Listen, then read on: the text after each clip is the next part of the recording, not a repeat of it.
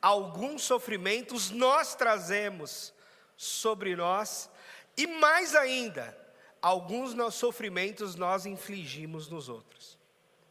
E aí tem uma sequência de parábolas de Jesus em Lucas capítulo 15, se você quiser me acompanhar, que são 3 parábolas similares, é uma trilogia de parábolas. É a parábola da ovelha perdida, é a parábola da moeda perdida, ou da dracma perdida, numa versão mais antiga, e a parábola do filho perdido, ou, numa tradução também mais antiga, a parábola do filho pródigo. E essa parábola, ela é profundamente inspiradora, porque ela provoca em nós muitas coisas, muitas imaginações, muitas possibilidades de reflexão e interpretação. Há uma obra bem bonita que eu pedi para, eu não sei se vai dar certo de projetar, mas uma obra do Rembrandt, de um escultor famoso holandês, sobre essa parábola da imagem do filho pródigo. Também há uma obra em texto do Henry Nouwen, um grande mestre espiritual, que foi professor de Harvard, faleceu há pouco tempo, que escreveu A Volta do Filho Pródigo, um livro que está aí acessível em português também. E tem uma obra do Gerson Borges, que é um pastor e professor e músico, lá de São Bernardo do Campo, que fez um CD inteiro, na época que se produzia CDs, né? Não sei nem como é que se fala hoje, com as plataformas digitais, mas ele tem todo um álbum voltado para essa temática do filho pródigo, que é bem bonito de se ouvir também.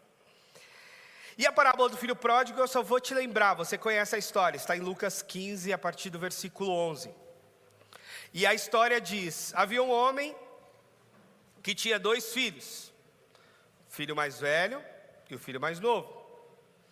E num dado momento, o filho mais novo disse: pai, eu quero que o Senhor reparta a nossa herança. E o pai atendeu ao pedido, repartiu a herança. E depois do pai ter repartido a herança, esse mesmo filho mais novo foi embora com a parte dele. Pegou a parte que lhe cabia, que o pai havia repartido, e foi embora. E nessa de ir embora, o texto bíblico diz que ele gastou irresponsavelmente, que ele foi curtir a vida doidado, que ele foi torrar toda aquela grana, que tinha um pouco talvez do trabalho dele, mas que com certeza tinha muito do trabalho do seu pai. Mas ele foi torrar o dinheiro irresponsavelmente, diz o texto. E nessa de torrar o dinheiro, quando o dinheiro acabou, acabaram-se também os amigos, acabaram-se também as companhias, acabou também deu a fome nele, vontade de comer literalmente, e ele foi trabalhar como cuidador de porcos, diz o texto. E isso já é uma coisa inimaginável no contexto da cultura judaica, né?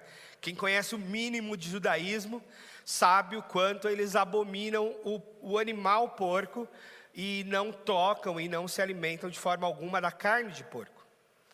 E esse homem, esse jovem foi cuidar de porcos, e ele passava tanta fome como cuidador de porcos que ele desejava comer a própria comida dos porcos. E aí é no meio desse sofrimento, dessa dor, dessa angústia e dessa fome, é que ele cai em si e pensa: poxa vida, quantos trabalhadores do meu pai vivem melhor do que o que eu estou vivendo aqui.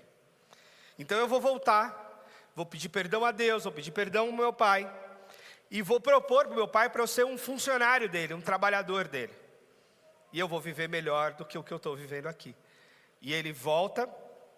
Quando ele está no caminho de volta, o seu pai o enxerga de longe chegando pela estrada. E aí, quando ele chega com um discurso pronto para pedir perdão para o pai o abraça, pede uma roupa nova, pede uma sandália nova, põe-lhe um anel no dedo, manda matar o bezerro melhor que tinha, o chamado boi cevado. Era aquele animal que era especialmente alimentado e guardado para ocasiões muito especiais, para um casamento, para uma festa especialíssima, e aí então matava-se o boi cevado para dar uma grande festa. E ele diz para matar esse boi cevado e dar uma grande festa, faz um churrascão com música, com dança. E quando o filho mais velho chega, provavelmente do trabalho, da roça, esse é um contexto rural dessa história, ele ouve a música e fala: o que está acontecendo? Não tinha festa programada para hoje? E aí os funcionários dizem: é que seu irmão voltou. E seu pai ficou tão feliz que está dando uma festa. E ele fica muito injuriado. Ele fica muito incomodado. E ele não quer nem entrar na casa e nem participar dessa festa.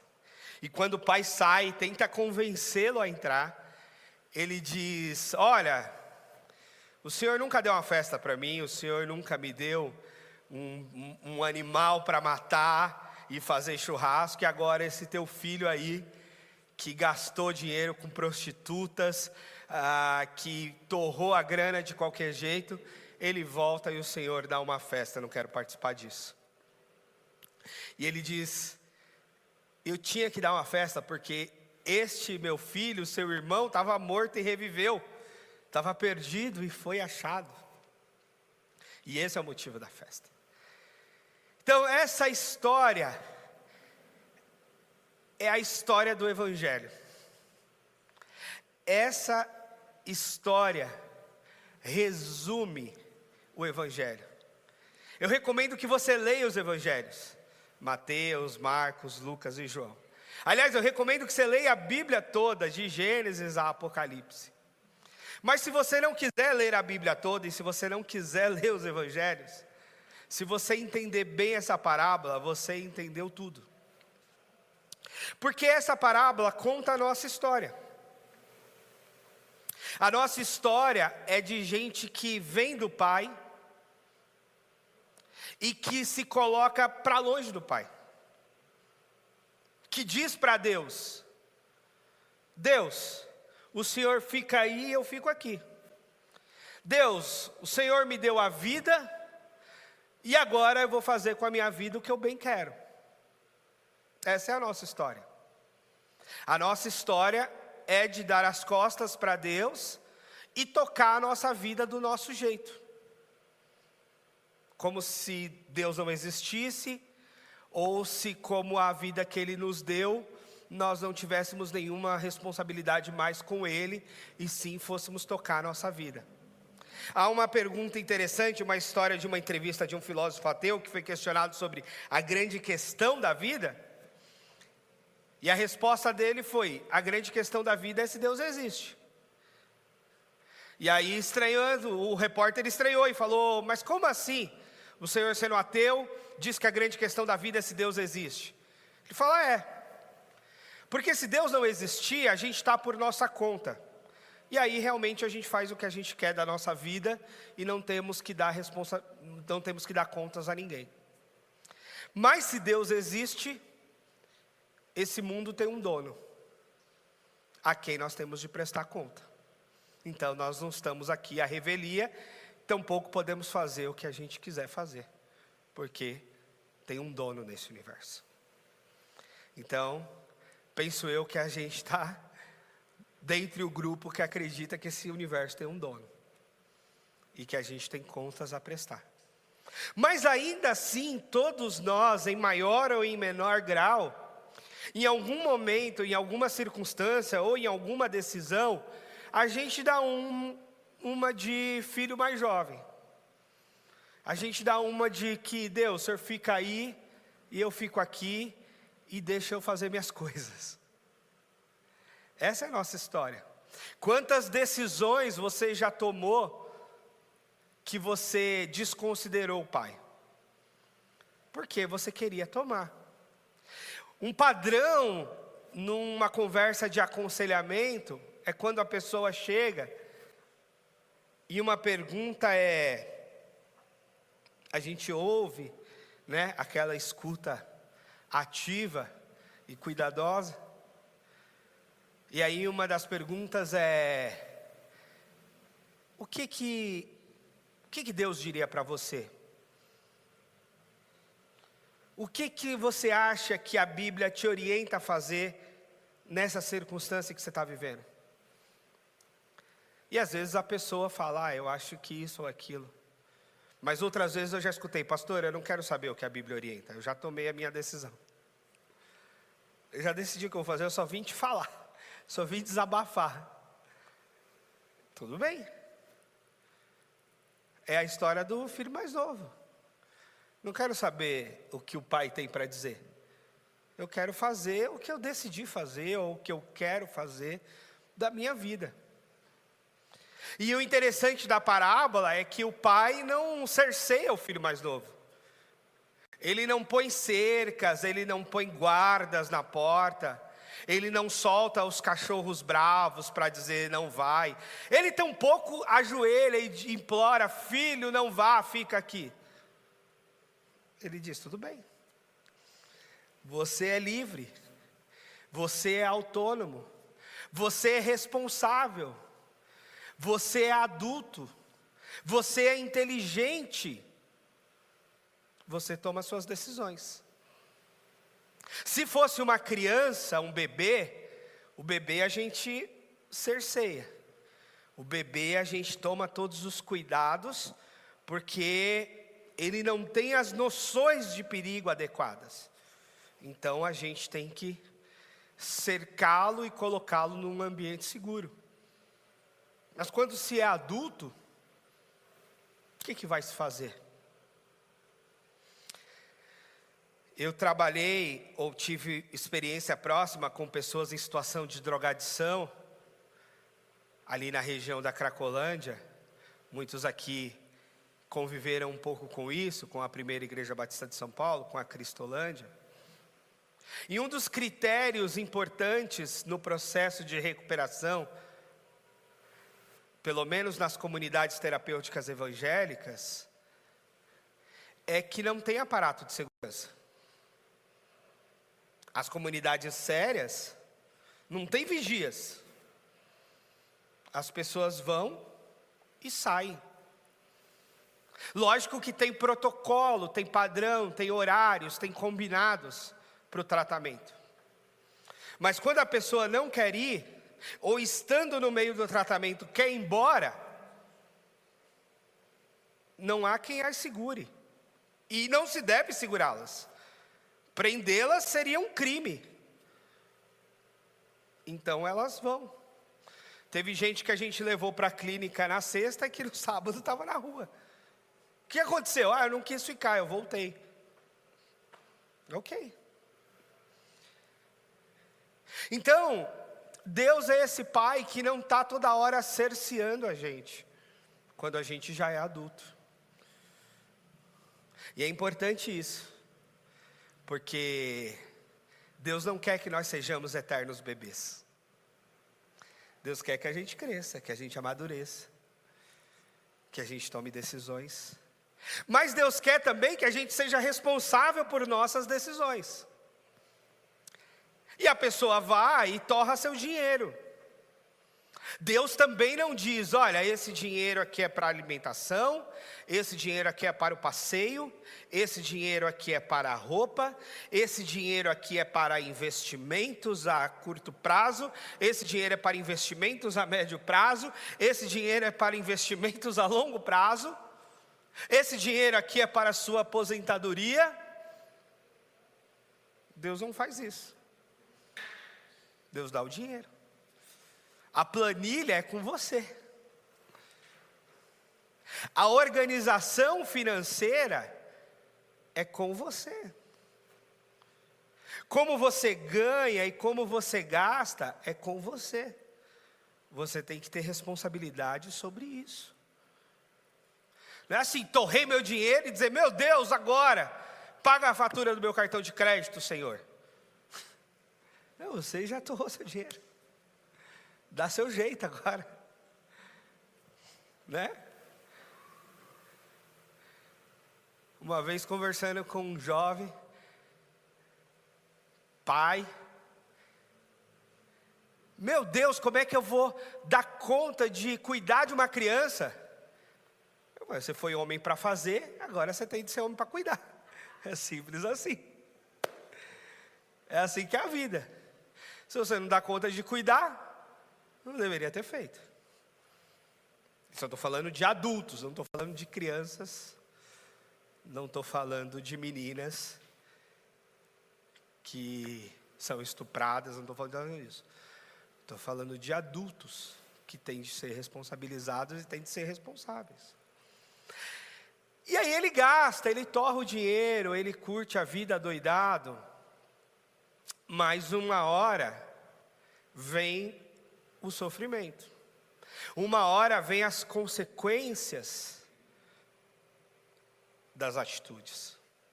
E aí eu não acredito, e baseado nessa parábola, aquele pai não foi castigar o filho.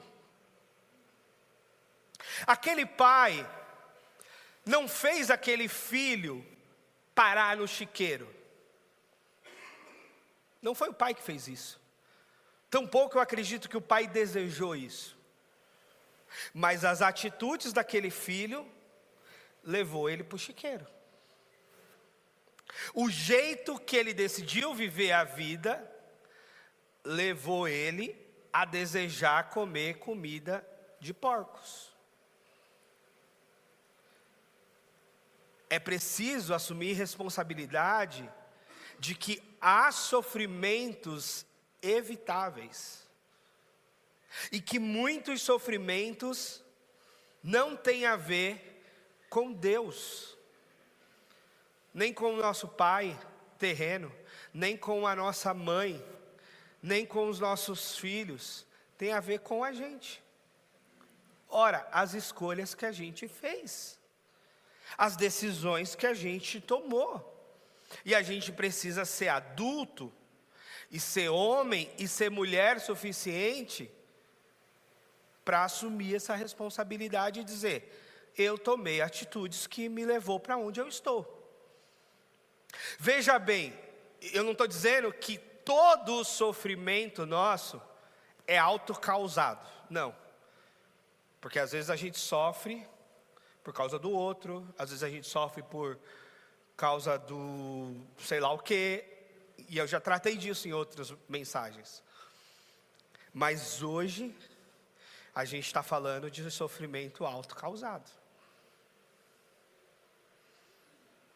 Eu comi açúcar a minha vida toda loucamente. Eu vou ter diabetes. Isso é o padrão real da vida real. Eu me entupo de sódio a vida toda. Eu vou ser hipertenso. Isso é a vida. Eu posso orar para Deus me livrar do diabetes, e posso orar para Deus me livrar da hipertensão? Eu até posso. Você pode orar sobre tudo. E Deus vai falar com você, ou não também. Alguém disse que se você fala com Deus todo dia, você é um bom cristão. Se Deus fala com você todo dia, você pode estar muito louco. Deus assim não fala às vezes todo dia. Mas você deve falar com Ele todo dia. E aí, dentro disso, a gente precisa assumir a responsa de dizer: ok, sou eu. Esse camarada, esse filho mais novo, ele provocou o seu sofrimento. Ele foi com os próprios pés para o chiqueiro dos porcos. É lógico que ele não planejou ir para o chiqueiro dos porcos. Assim como você não planeja a sua diabetes tipo 2, a sua hipertensão, a sua falência, o seu nome no SPC, o seu divórcio. Eu sei que você não planeja isso. Mas algumas atitudes podem te levar para isso. E aí você tem que saber. E reconhecer aquilo que te leva para isso. Porque existe isso também. Às vezes a gente recebe pessoas sozinhas e sofridas no final da vida. E claro que a gente acolhe e tenta ajudar. Mas quando a gente puxa a capivara, quando a gente ouve a história, a gente entende por que aquela pessoa chegou sozinha no final da vida. Foi uma série de atitudes que levou ela para aquele lugar. Então é preciso assumir essa responsabilidade. É preciso assumir a responsabilidade de que a gente também causa sofrimento no outro. Ou vocês acham que esse pai não sofreu com a partida do filho? E não sofreu imaginando se esse filho estava vivo ou morto, sem ter notícias dele. É lógico que esse pai sofreu. Na minha família, eu tenho um tio desaparecido. Há mais de 20 anos. Não sabemos, está vivo, está morto. Aconteceu alguma coisa? Não aconteceu. Foi decisão dele? Foi decisão de outro? Foi um surto mental? A gente não sabe. E é claro que isso impõe sofrimento para quem fica. Talvez até esse filho mais velho, que não parece muito feliz com a volta do irmão, mas talvez também, provavelmente tenha tido o sofrimento dele, de ter um irmão sumido. E o sofrimento financeiro, porque uma coisa é a família junta, e com o dinheiro junto, com o resultado do trabalho junto. Isso pode render muito mais prosperidade do que a família dividida, onde cada um leva o seu dinheiro. Haja vista a gente perceber quando acontece um divórcio. O índice de prosperidade de um casal de longa data é muito maior do que o índice de prosperidade de pessoas divorciadas. Porque se divide o patrimônio e muitas vezes se perde patrimônio, se escoa em meio ao divórcio e outras decisões mais. Também existe isso. Então, esse menino mais jovem, ele traz sofrimento para si e ele traz sofrimento para sua família. E o meu convite hoje é para você assumir o sofrimento que você traz para si e o sofrimento que você traz para a sua família. E para as pessoas que estão perto de você. Isso é real e isso acontece com todos nós. O lance é a medida desse sofrimento e a medida das consequências que ele virá. Será muito bom se o sofrimento for pequeno, for por pouco tempo e logo a gente puder consertar. Isso é maravilhoso. Mas às vezes o sofrimento é por muito tempo e ele não tem conserto. Uma vez eu recebi o exame de sangue de um jovem de 20 e poucos anos, mais jovem que eu à época. E o exame dele era de HIV positivo.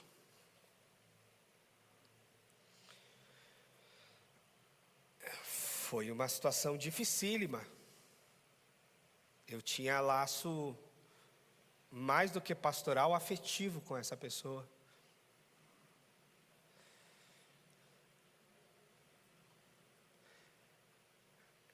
Mas ele falou, eu tive relações sexuais sem camisinha.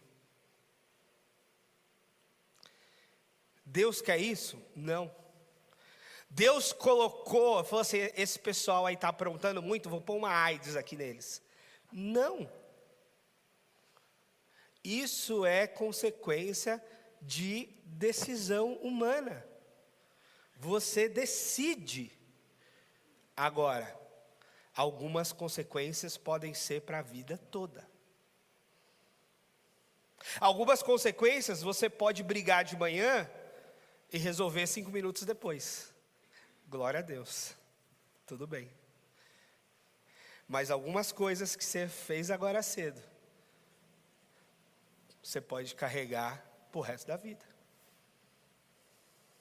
E o lance é que às vezes a gente, na maioria dos casos, a gente não tem muita medida do que a gente está fazendo hoje e o impacto disso a longo prazo. Porque nós temos uma relação com as decisões muito imediatista na maioria das vezes. Mas eu quero agora, eu quero hoje, eu quero para já. Mas sabe essa coisa do eu quero hoje, eu quero agora, eu quero para já? É uma coisa do meu filhinho de 3 anos. Não deve ser uma coisa de adultos. Do meu filhinho de 3 anos, a gente ouve, eu quero hoje, eu quero agora, eu quero para já. E mesmo assim a gente tem de ensiná-lo a esperar, conversar muito e tal. Com adultos se espera maturidade, se espera planejamento, se espera reflexão, se espera pensamentos para tomadas de decisão. Não é verdade? Nós somos capazes, a maioria de nós, penso eu. Os incapazes precisam da intervenção de um tutor. Mas se nós somos capazes, então a gente é livre. Mas aí esse filho se arrepende e volta. E é por isso que é a história do Evangelho. Porque a história do Evangelho e a história da nossa conversão é a história de fazermos o caminho de volta para o Pai. Essa é a história da nossa conversão. Tanto que no ato da conversão, no ato do batismo, nós dizemos: eu recebo o Senhor Jesus Cristo como meu Senhor, como meu Salvador. Eu não sou mais Senhor da minha vida. Jesus é Senhor. Eu já sei que eu não dou conta de me salvar. Então eu vou atrás de que Jesus me salve. Então a nossa história de conversão é a história da volta do filho mais novo. Ele diz: eu vou voltar para o meu pai, porque eu vou viver melhor com meu pai do que viver aqui. E se meu pai não me receber como filho, mas me receber como empregado, eu ainda vou viver melhor do que o que eu estou vivendo aqui. Mas quando ele volta para o pai na expectativa de ser recebido como um empregado, como um servo, e a gente usa essa nomenclatura, somos servos de Deus, a gente deve sim nos voltar para Deus como servos. Mas Deus nos recebe como filhos.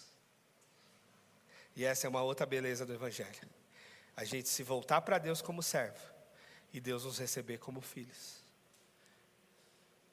E aí Deus recebe esse filho e dá logo uma roupa nova para ele, dá logo uma sandália nova para ele, dá logo um anel para ele pôr no dedo de novo e ter aquela marca de filho e de aliança. E dá logo uma festa com música, dança, comida, para celebrar.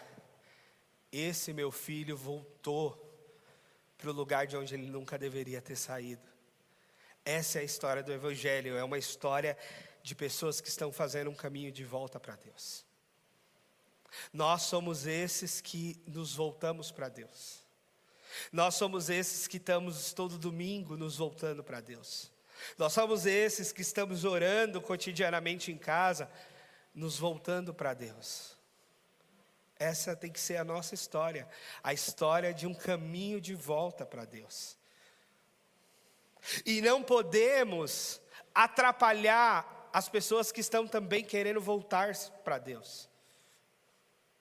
Nós não devemos nos irritar com as pessoas que estão se voltando para Deus, tal qual foi a irritação do filho mais velho, que ficou pistola, porque o irmão pecador e irresponsável voltou para casa. Esse é o papel dos religiosos que atrapalham os pecadores de se voltar para Deus. Tem uma turma que quer cobrar pedágio no caminho de volta para Deus. Tem uma turma que quer atrapalhar que as pessoas se voltem para Deus. E fica nervoso de Deus receber pecadores de volta na sua casa. Esse é o filho mais velho. Ele quer que o pai cobre dente por dente, olho por olho. Ele quer que o pai cobre baseado na lei. Mas o Evangelho nos revelou a graça. Então, baseado na lei, sim, esse pai deveria estar com um caderninho na mão e dizer: você levou tanto, agora precisa devolver o mesmo tanto com juros e correção monetária. Aí quando você devolver toda essa grana que você gastou por aí, a gente te recebe de volta. Esse seria um pai da lei. Um pai do dente por dente, do olho por olho. Um pai da meritocracia. Você foi, você gastou, agora você volta e paga o que você deve. Esse era o pai que o filho mais velho tinha em mente e queria que ele fosse. Há pessoas que são assim, que são mais legalistas. E isso às vezes é uma virtude, porque a pessoa quer justiça a todo custo, em todas as circunstâncias. Mas isso pode ser um problema na relação com Deus, e um Deus que se revelou em Jesus tão gracioso, que abraça o filho pecador e não faz conta das suas dívidas. E diz: vem para casa, vem para a festa. Vamos curtir a sua volta. É lógico que esse filho depois vai ter de trabalhar, né? Vai ter de voltar à rotina da casa e da família. Mas o importante é que ele voltou, e agora a gente vai dar uma festa porque ele voltou. E ele não vai voltar com débitos. Deus vai zerar essa conta e dizer: volta para cá, meu filho, vamos curtir daqui para frente. Você já sofreu, a consequência você já tomou sobre si. Agora aqui a gente vai curtir a vida, vai curtir do jeito do pai, na casa do pai, mas vai curtir. Com certeza ele vai ter de lidar com as lembranças e com as consequências, quem sabe com as doenças que ele trouxe lá do chiqueiro dos porcos. Vai ter de lidar com isso. Mas não é o pai que lhe impôs doenças, não é o pai que lhe impôs coisas ruins. Foi o que ele decidiu e as atitudes que ele tomou. O pai o recebe de braços abertos e faz a festa. O Evangelho é isso. O Evangelho é a história de um pai que nos recebe de braços abertos, de um pai que perdoa as nossas dívidas, assim como nós perdoamos a quem nos deve. Esse é o Evangelho. E o nosso pai não tem caderneta de débitos para nos cobrar, mas também não tem cadernetas de virtudes para nos mimar. Porque ele também não tinha uma caderneta de virtudes para o filho mais velho. Ele disse só para o filho mais velho assim: você estava todo o tempo aqui, tudo que eu tenho é seu. Eu não tenho a caderneta de débito do filho mais novo, mas eu também não tenho a caderneta de mérito do filho mais velho. Porque eu não tenho cadernetas com vocês. Eu tenho relação de amor e afeto com vocês. Eu não tenho anotações de débitos e créditos com vocês. Eu tenho relação de amor com vocês. Esse é o Pai para conosco. É nós para com os nossos filhos.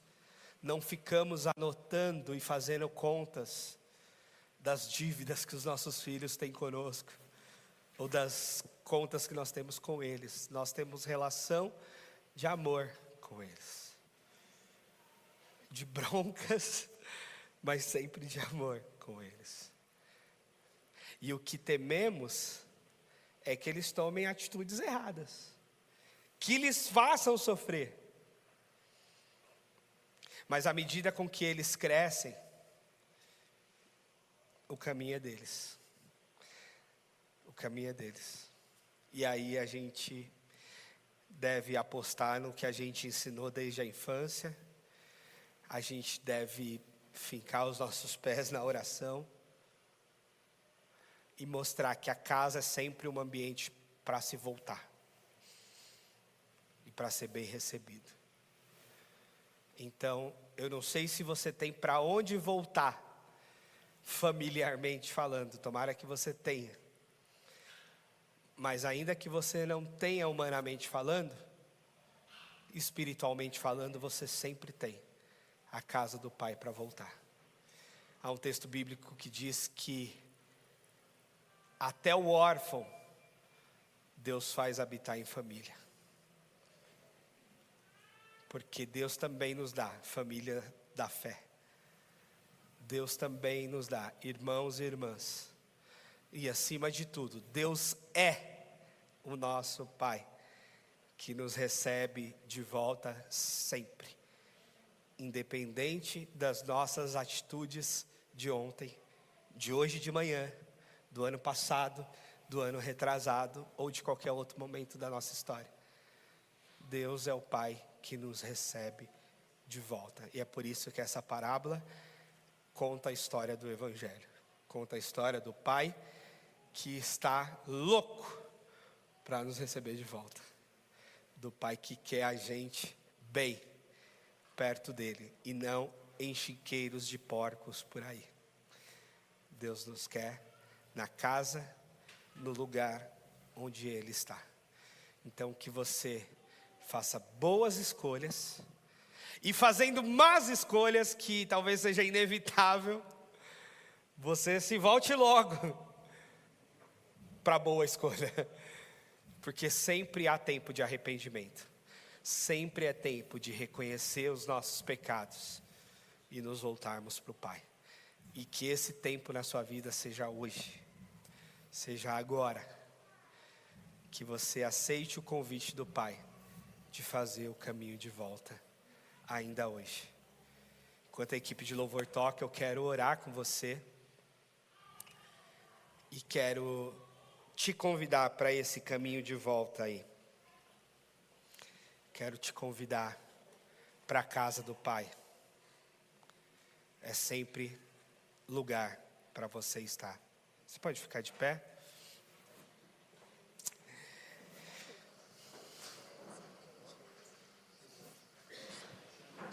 Pai amado, muito obrigado, Senhor, por ter me recebido de volta e me receber de volta tantas e tantas vezes, tantos e tantos dias. Me perdoe, Senhor, a rebeldia. Perdoe meus pecados. Perdoe meus rompimentos com o Senhor. E me receba de volta, Pai, como um filho perdido que volta para a casa do Pai. Receba de volta todos que estamos aqui, porque todos somos filhos perdidos e todos precisamos nos voltar para o Senhor. Que o Senhor receba cada um de nós com perdão, com graça, com misericórdia, com abraço, com festa, porque não há outro lugar de vida senão perto do Senhor.